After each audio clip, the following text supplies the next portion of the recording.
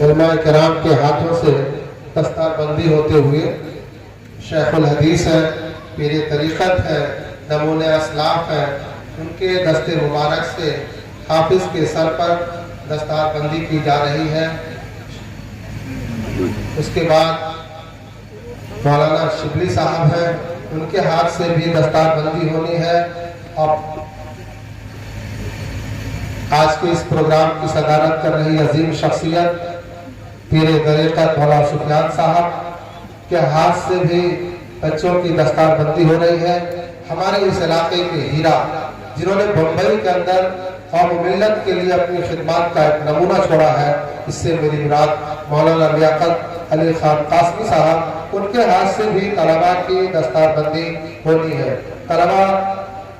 جنہوں نے تکمیل حفظ قرآن کی سعادت حاصل کی ہے، حضرت شیخ الحدیث صاحب کے دست مبارک سے، جو دارالعلوم وقف دیوبند کے شیخ الحدیث ہیں اور خلیفہ ہیں حضرت مولانا مفتی مظفر حسین صاحب رحمۃ اللہ علیہ کے، ان کے ہاتھ سے دستار بندی کا عمل ہو رہا ہے۔ ان کے بغل میں حضرت مولانا لیاقت علی قاسمی صاحب جو خلیفہ ہیں، ممبئی میں اپنی خدمات انجام دیتے ہیں، وہ بھی اپنے ہاتھ سے دستار طلباء کے سر پہ باندھتے ہوئے، مولانا سفیان قاسمی صاحب ان کے ہاتھ سے جو آج کے اس بزم کی صدارت کر رہے ہیں، ان طلباء کی دستار بندی کی جا رہی ہے۔ یہ بڑی مبارک گھڑی ہے اور ہر والدین اور ہر گارجین، ہر سرپرست کے دل میں یہ جذبہ ہونا چاہیے کہ آپ اپنے بچے کو حافظ قرآن بنائیں، اور یہ مبارک گھڑی آپ کے بیٹے کو بھی، آپ کے نواسے کو بھی، آپ کے پوتے کو بھی حاصل ہو۔ یہ وہ گھڑی ہے، یہ وہ سعادت ہے جو اپنے ہاتھ اپنی محنت سے کوئی نہیں لیتا، بلکہ اللہ تبارک و تعالیٰ نے حفاظت قرآن کی ذمہ داری دی ہے۔ اس حفاظت قرآن کے مشن میں ان طلباء کو اللہ تبارک و تعالیٰ نے منتخب کیا۔ اب ان کی توبہ کے ذریعہ، امامہ کے ذریعہ حوصلہ افزائی کی گئی، علماء کرام کے ہاتھوں سے۔ معززین سامعین کرام، آپ حضرات سے درخواست ہے کہ آپ حضرات تھوڑا اپنے کروٹوں کو بدل لیں، پہلوؤں کو بدل لیں۔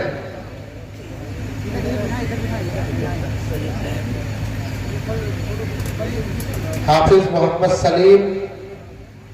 بن محمد مبین ابھی نہیں آ پائے ہیں، وہ اگر آتے ہیں پروگرام میں تو ان کی دستار بدوائی جائے گی، نہیں تو ان کے گھر کے لوگ آ کر کے مدرسے میں حضرت محتیم صاحب کے دست مبارک سے دستار بدوا لیں گے۔ اب آپ حضرات تھوڑا سا ادھر متوجہ ہو، آپ کے سامنے شہنشاہ ترنم مداح خیر الانام، جنہوں نے اپنے مترنم کلام کے ذریعہ دنیا کے لوگوں کے دلوں کو مسحور کیا ہے، اس سے میری مراد قاری سہیل صاحب کشی نگری کی ہے، وہ آپ